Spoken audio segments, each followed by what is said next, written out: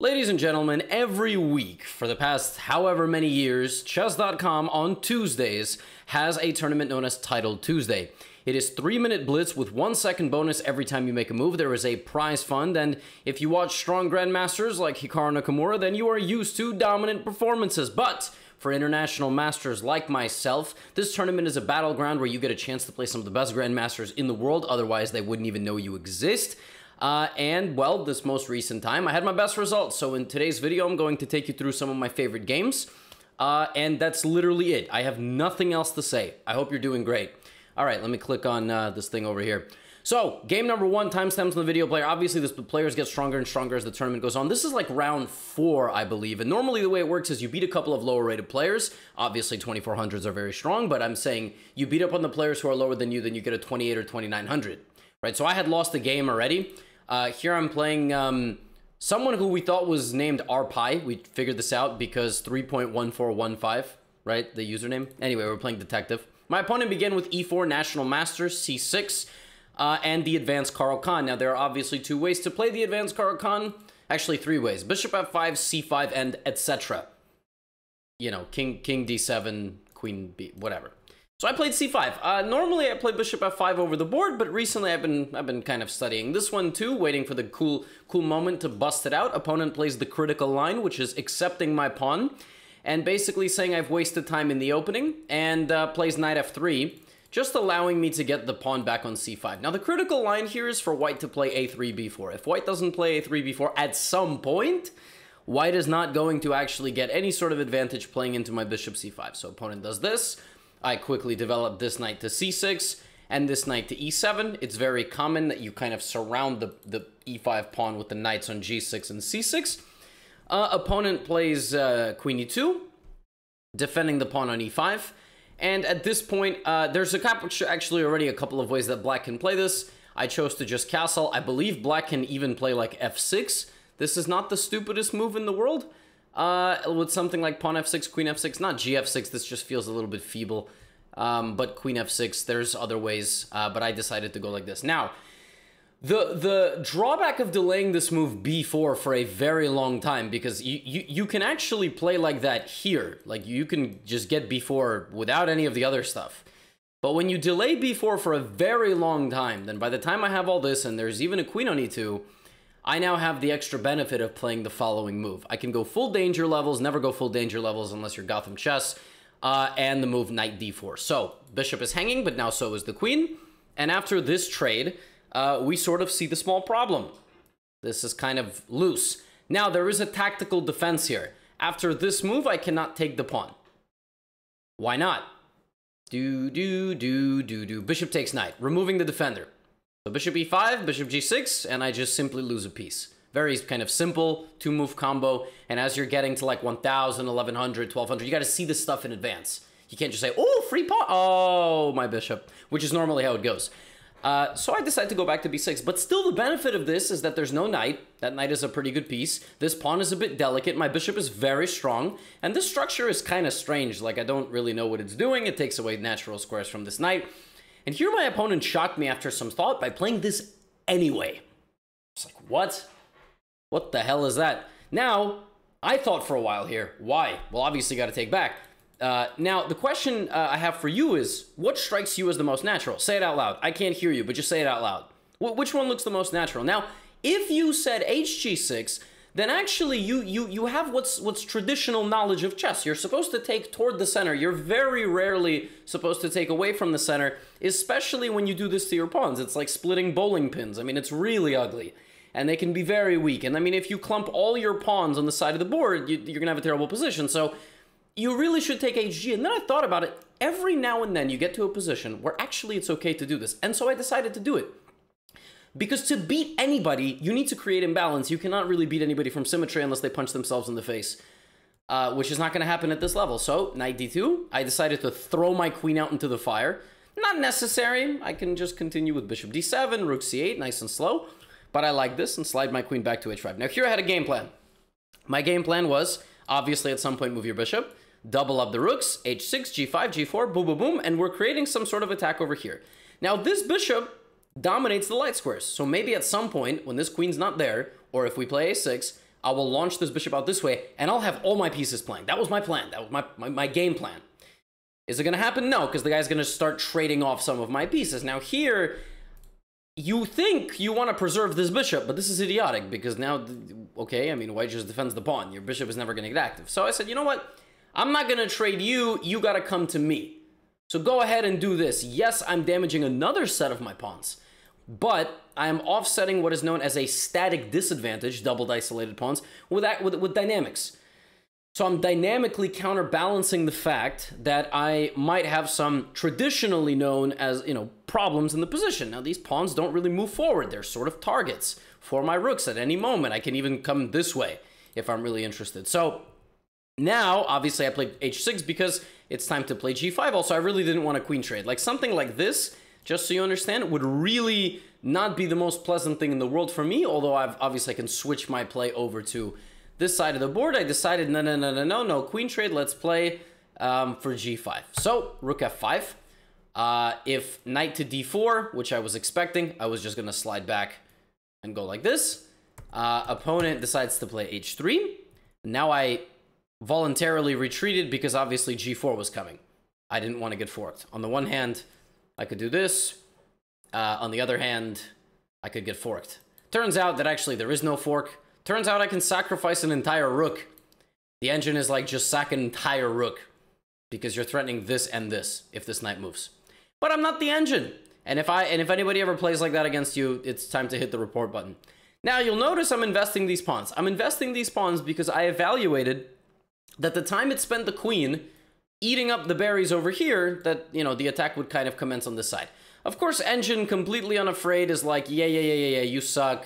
Like, queen c6, this is too slow. Then it starts realizing that the attack is actually pretty strong, especially if I sack, which was in the back of my mind to go for something like this, right? And now all of my fg6 stuff is justified. But white can hang on, and probably it's just a draw. I didn't want to sacrifice, because I figured if I sacrificed, I won't have enough firepower to finish the attack. So what did I do? Continued with the plan, right? I'm a pawn down, but I have both my rooks, my queen. These two pieces are terrible. That's 8 pieces, 8 points of material just not playing at all. Plays queen back to d4. I play rook f4, and now queen f5, rotating my queen over, and a couple moves later, I got my bishop to b5, which is sort of like the final moment of the attack. I now have my laser beam on the GNF files, and now my opponent blunders with queen takes, rook takes, and bishop b5. So finally, the bishop comes into play. If my opponent had not blundered, and let's just say played a move like queen e2, preventing bishop b5, I would have had to look at the next tipping point. For example, I might even sack this pawn. This whole game is about sacrificing pawns for structure. Look at these light square dominance, right? And if opponent goes f3, this knight's never getting back into the game. We play queen f4, we play h5, then we play here. Then we're slowly sucking the life out of the white position. Very interesting. But the game does end with a blunder, but still we need to convert this. So how do we convert it? We go for the weakness. We rotate the play, we go for the weakness. Opponent sacks this pawn to defend the a-pawn. We bring the second rook to the party, and we just trade rooks. And it's over. So that was a nice win. I believe this was in the earlier round, so there was some ups and downs. And then in the last 3 games of the tournament, I was paired against Christopher Yu. Now, so some of you may know, I played Christopher Yu in Las Vegas. I've also played Christopher Yu in like 2019, I think, in an over-the-board tournament. I'm not sure, I might have played him in some Blitz games like on stream, but very strong. 2900, 2GM norms, definitely going to be a Grandmaster in the future. And just for fun, I played the exact same opening that we had in Las Vegas. The same colors and everything. In that game, he played c6, now he plays b6. This is a really menacing system for white, because you can just really like be super solid and no risk whatsoever. So I figured, okay, he's going to play bishop b7, bishop d6, a6. He's going to go for that kind of setup. So I just did my thing. I played d4, bishop d3, and there's a slight difference. Our game in Vegas had a bishop on e2, a queen on c2, and this pawn was already on c6. Since he has not moved this pawn to c6, he is obviously going to move it to c5 in one tempo, right? And what I'm looking for is how to clarify the situation in the center of the board and at some point play e4. So for example, a6, I played rook e1 trying to play e4, and he plays knight to e4. For example, if he waits, then I'm going to go here, and be slightly better forever. White is slightly better for the rest of the game, because this position, rook e2, whatever, even rook e3, like something like this. White is just always a little bit better here because black has less space. That was my plan. Then he played knight e4. That's an annoying move because it's kind of it's annoying in the sense that, you know, he wants f5, he wants queen f6. He could even go g5, g4, just go belligerently attacking my king side. So I said knight back to e2. Idea of this move is to go win the fight on the dark squares. So if he overcommits, I will play like knight f4, knight e5, and I'm gonna zigzag through his dark squares. So he goes queen e7. I figured he wanted to go to a3, so I decided to play a3 myself. Now he cannot play it, but that move is a waste of time. In reality, I should be playing on the c file, rook c1, queen c2, or continuing one of these plans. This is unnecessary, it's too slow, and it gives him time to just get to kind of the optimal setup. Like, he has the optimal setup now. So I played knight e5. Now, at this point, I'm going a bit astray, like, for sure. He totally has a way here to probably get in. I mean, I was thinking, like, taking on d4, something with rook c8. I kind of got my pieces tangled in the wrong order. So it's his moment to kind of get the advantage. The engine is completely nuts and is apparently saying knight takes f2 is possible. I'm looking at this now. What? And if this, what? This, knight e5, d e5. Oh, wow. The engine just chops down the entire tree, and there's a way to win this? Wow. Well, neither one of us is Stockfish. Rook c8. Now, not all of that had to happen. I just kind of played, like, not necessarily all the best moves to kind of show what the heck the engine was talking about. That's pretty fascinating. Wow, what a delicate square on f2. But yeah, no, I exaggerated that a little bit, and also, yeah, wow, that was crazy. So I played f3. I gotta kick his knight out, and he goes back to f6. And here, I just thought the easiest thing for him to do was to take on d4 and take on a3. But he misses his chance. You know, in chess, you miss your chance. He goes here. So I'm like, all right, well, b5. I'm gonna take on d7. He's gonna take, and then here, I came up with a very clever idea. C takes b5. My idea here was that if he plays c takes d4, attacking my queen, I sacked the queen. I got really excited to do this. I was going to sack the queen, and then on rook d8, I was going to go take, and maybe even take on a6. Or maybe take this. And just have a rook and a bishop and a pawn for the queen, which is 9, and a queen is 9. 9 equals 9. Okay, so that was my plan. Then he did this. I was like, what? What is that? And then I was like, wait a minute. What if I do this, this, and this? And my idea is still potentially to sack this, but not quite. This doesn't quite work anymore. Because if you count the material, I don't have the piece. I don't have a bishop. It's just a rook for a queen. So that doesn't quite work anymore, but this was the idea. To defend this pawn and have 3 pawns for the piece. And then play e4, and, you know, it's still a game. Chris Yu didn't like this for himself, so he decided to go like this. I went here, we traded, and for a brief moment, he's still slightly better, even though I'm up a pawn, because he has 2 bishops. He has 2 bishops, and my extra pawn isn't really felt, but if you give me some time to consolidate, I will. And then here, he played queen h4. The threat of queen h4 is to win my pawn. And I decided, well, not just win my pawn, also belligerently attack my king. And I decided, just take my pawn back. Just take it. Just go for this. You think I'm scared? Go for it. Have at it. It's actually probably better for him to play a move like h5 or f5. Keep my knight in the line of sight of the bishop. When he cashes in on the pawn too quickly, now I offer a trade. And this endgame is not super pleasant for black, believe it or not. Even though everything is completely identical, I have a passed a pawn, which doesn't really have much of a blockade, whereas my pawn is, I mean, his pawn is getting blockaded by my pieces, and maybe I'm going to play e4, create another passed pawn in the middle. So he opts not to do this. He opts to keep queens on the board, keeping winning chances alive more thoroughly for both sides. It's a risk you have to take sometimes when you want to win a game. So I play e4. The point of e4 is to block out his bishop and open up the center. He plays rook c7, and I play rook e3, so that c3 is not possible. He plays bishop a6, further defending the pawn and potentially looking to open on this diagonal because this diagonal is dead. Now, at this point, I'm like, wait a minute, I think I can play this for a very comfortable victory. Here's the plan, bishop c3. Now, if he takes on a3, I was gonna go like rook a1. I also had ideas to just go rook d1, d5, and just go directly for the king. Because opposite colored bishops favor the attacking player. You've heard me say this a lot, right? He chose not to take on a3. So I said, you know what? Cool, d5, here we go. Here we go. If you play e5, I go f4. That's my idea. I'm gonna, at some point, rook f1, f4. I'm gonna play f4 at some point. So he took, I took, he took. He calls my bluff. He's like, all right, stupid, you lost the pawn. I don't think he actually called me stupid. He's a nice guy. But he's like, all right, how are you gonna get, like, what are you gonna do now?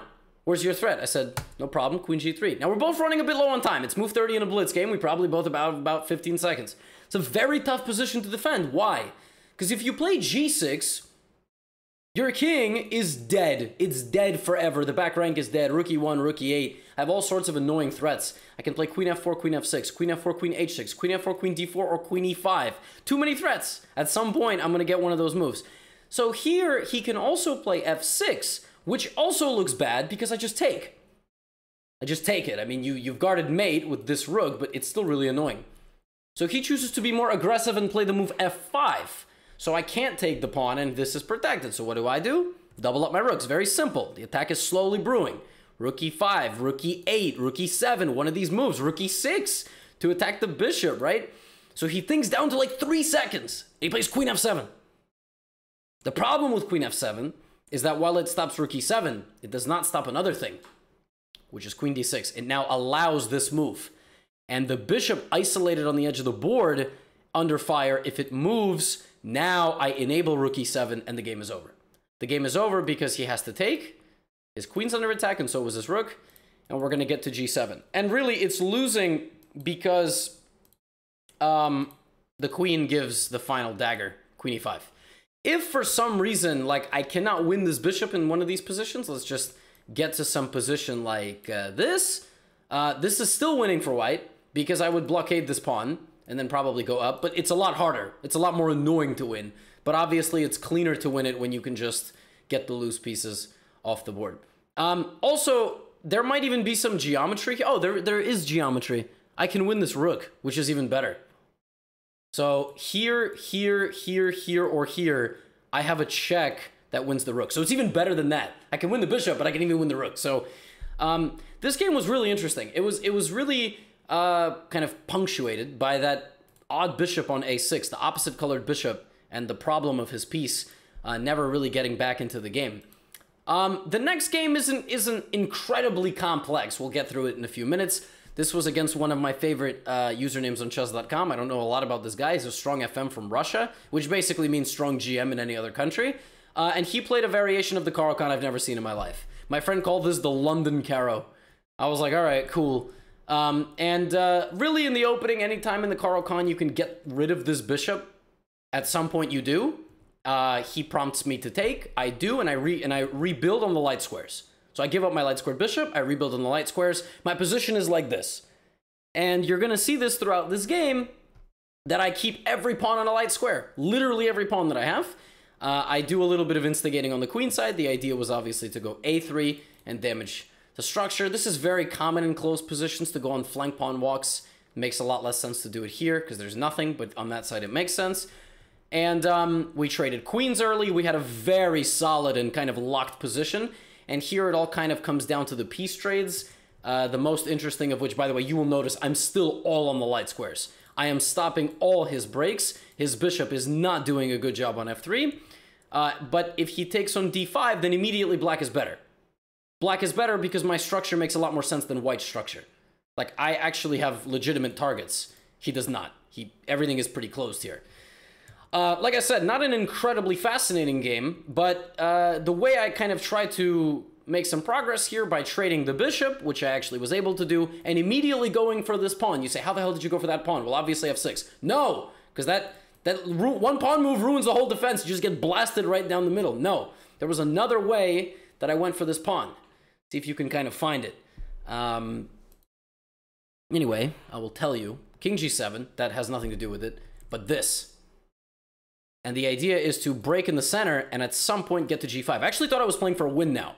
So you'll notice everything I did in this game, him going h4, me mirroring h4, h5, you don't get any play on that side of the board, and then going for the trade of his dark squared bishop to leave him with a light squared bishop that's just stood on f3 the whole game, right? This is a position where the players could shuffle back and forth, but I decided to play for a win. I actually thought I was playing for a big advantage here because of this. However, anytime you open a position, particularly for a bishop and particularly for a rook, you need to defend. And he played rook d2. Suddenly I was like, oh, wait a minute. I don't get everything I want. If I try to win this pawn with a move like knight b6, he comes into d6, I thought. He doesn't, because knight c4. But maybe bishop e2 here, and now rook d6. And, you know, I'm going to have to deal with some very weak pawns. Very difficult to defend these pawns, right? And actually what happened in the game is exactly that. I felt like I felt it slipping a little bit because now he's going for my weaknesses, right? So what did I do? I did not stay passive with my king. I let him take my pawns while I counterattacked his. So he does this. Now if he plays rook takes f7, which I believe he did, and goes for this pawn, I gotta stay active, right? So I go here, and now for 2 pawns, I get 1. I only got 1 pawn, but he has 4 on 3. However, split pawns. Remember from that first game, split pawns? It's like in bowling. Rook can't guard both of them unless it stands on b3, which is just really awkward. So he goes for this, and that's it. Now, these pieces are frozen. He can't move his rook and keep one of the pawns. So I'm going to go make him move his rook. Now, he's a higher rated player, so he's still trying to play for a win somehow. He does that by giving away this pawn and walking forward with his king. I'm still trying to hold the position. Do not trade rooks. You lose. A pawn goes, king goes for your pawns. Don't do that. So, e5 check. He goes for my pawns. I immediately go for his pawns. So rook b2, rook a3. Now he gets these, but I'm active. I have this active king. I'm trying to get to f3. Maybe he has a computer-like way to torture me to death here, but it's a blitz game, and I infiltrate with my king, and now I use my pawn. First, I check the king to force it backwards, and I use my pawn to split the structure. So we get to this position, we pick up the pawn, and we hold. And I mean, you know, like I said, it wasn't the most fascinating game, but this is the way Title Tuesday works. You play strong players. You gotta hold or you gotta beat them to continue to kind of, you know, do well. So with that, taking to my final game. This game, super fun, crazy game. I'm playing GM Crest, who is Sergei Shipov. For the Russian-speaking audience, you obviously know who he is. Very famous Russian commentator. A lot of respect for this guy. And I think a pretty large YouTube channel as well. So для русскоговорящих зрителей, привет всем. So d4, and we have a Nimzo. He plays queen c2. Now, queen c2 is a massive main line. I mean, black can do a million things here. Castles allowing e4, going for some super forcing lines. b6 is a sideline. d5, I think you can even play c5. Knight c6. I mean, there's like a million lines. But all of Title Tuesday, I was playing d5. And the line I was trying to get on the board, which is a super fun line, is this one. a3, take c5, take here, here, here, here. I tried this 3 times. 3 times I tried to get this variation. It's so insane. Black is down 2 pawns on move like 9, which unlike your games, this is planned, don't worry. And you just dominate the center. You like dominate the center, bishop f5, a5, super aggressive, very interesting line. And I got so close, but then Grandmaster Shipov played queen c2. And to be honest with you, I had no idea what to do against this move. Because this is not what I normally play with the Nimzo when they play queen c2. I like some more solid stuff, but it's blitz, so you gotta be aggressive. So I was like, you know what? I think he wants b4, which is normal, so let me play a5. Turns out this is just not correct. You're supposed to play e5. What e5 does is kind of prevents this, because then you would just play e4, and black is like doing very well here. You're supposed to let them play b4. I said, no, I'm not going to let him play b4. The problem is that now he's attacking my center right away. And I'm trying to hold my center, and he takes. Now, if I just take back on d4, I thought he goes here. I castle. He castles. And he's just up a pawn. Now, if you're going to lose a pawn in the opening, you're going to do something. I mean, what are you going to do? Just lose a pawn? Like, no. And you give him the bishop pair. He has 2 bishops and an extra pawn. What do you have? A dream. That's great. I mean, but so what I said is, you know what? I really don't think this is the best way to play, but I need to justify the fact that I've lost the pawn in the opening, so let's play e4. Screw it, let's go. Let's have some fun. E4, if he moves his knight, like here, boom, white's in trouble. So what's he gonna do? He's gonna go danger levels, and what I calculated was here, here, here, castles. So for a brief moment, I'm now down 2 pawns. I'm down 2 pawns. And I had calculated that he would play bishop to e3. I thought this was his best move, and I would play rook e8, knight g4, bc, etc. The other thing I must do is prevent him from castling queenside. So just to show you, like, if he gets to do this, he's completely winning. His king is very safe there. And he's gonna play this and attack me. So I knew I had to wait, but then he took, and I'm like, wait a minute. Now I'm down 3 pawns for half a move. For half a move, I'm down 3 pawns. Now I'm down 2 pawns. And yes, I'm worse. Yes, computer thinks that white is better. But I thought this position was actually fascinating because he has doubled f pawns and doubled c pawns. Do they really count as extra pawns? I don't know. And finally, he played rook d1. So now that he played rook d1, I'm like, well, now he can't castle. And I'm pretty sure he wants to attack me. So his king is going to have to be stuck in the middle. So here I calculated the following variation. Queen to e7. Before I played this move, I said queen to e7. And then he is going to play rook d6. Because he needs to prevent me from playing queen e7, queen c5. That is a threat. It's pinned. So I thought queen e7, rook d6. Now what I'm going to do is I'm going to go queen e5, attacking this pawn again. Okay? And then it's actually very tricky for him to defend. I did not see how he was going to do it. So boom. Okay. Now, if he plays b4, that looks great. That looks wonderful. You've solved this problem. And you've actually given yourself a new one in the form of rook to a1. Or bishop f5 and rook to a1. And you just lose. So don't do that. You cannot open the position for your opponent when all your pieces are dormant, right? So he goes queen c3. And then I realized what his idea was. His idea was that I would play queen c5. And he wanted rook f6, gf6, check, king h8, mate. However, I don't have to go to the corner. I can go king to f8. And at that point, I actually thought I was kind of okay. I thought I was kind of okay. And if he took my pawn at that point, I could take his bishop and then win his rook.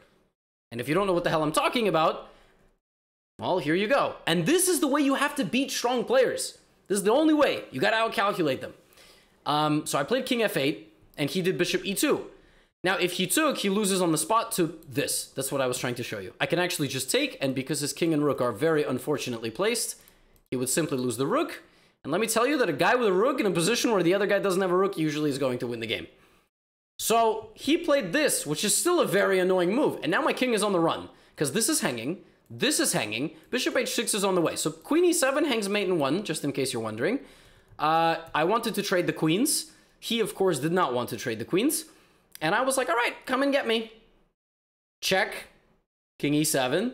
He goes bishop f4. I got to move my queen somewhere, so I move it to c5. He attacks my queen again. Now, I could repeat moves, theoretically. I don't know if he would repeat moves. He might play bishop d4 or f4. But I went back to d6 with obviously the intention to trade queens. If we trade queens to an endgame, I have 2 rooks. He only has 1. So it's going to be better for me. I played queen d6. He went queen c3. And turns out that here I can just do this, which was the last thing on my mind. The only thing on my mind at this point was saving my king. So I played king d7 with the intention to just run him all the way to safety. And here, in a rather anticlimactic moment, my opponent lost on time. Not like he didn't stall his clock. We just didn't have a whole lot of time. If I had like even 20 seconds to calculate whether queen h2 was good or not, I would have played it. But queen h2 is good because my king's actually completely safe. So for example, check. I can even do this. Check. I have king d7. Check. I keep running. King c8. This is under attack. And if he does something like rook g3, I get in on the back rank. Once I'm in on the back rank, it's bad news. Angry queen. This. Different ways to get my other rook into the game. It's all bad news. But I ran away. And his time ran out. I mean, you know, sometimes you got to win a game of Blitz on time. That is how it works. But I finished the tournament with 8 out of 11, which was my best Title Tuesday result ever, tied actually. But the other time I got 8 out of 11, it was not. I don't think I beat that many strong players. It was kind of a weird one. But I felt good, and it was nice to get this result right after kind of my disappointing tournament that I returned from on Monday. So I was very, very happy with that. And yeah, you know, obviously on the one hand, these are completely meaningless Blitz games. On the other hand, it's always nice to play your best and stream it, and your chat is there and hyping you up. So figured I would have to post the games on YouTube as well. Anyway, hope you all enjoyed, and I'm not gonna stop at 8 out of 11. Hopefully we get 8.5 or 9, and maybe we make another one of these videos. Peace out. Get out of here.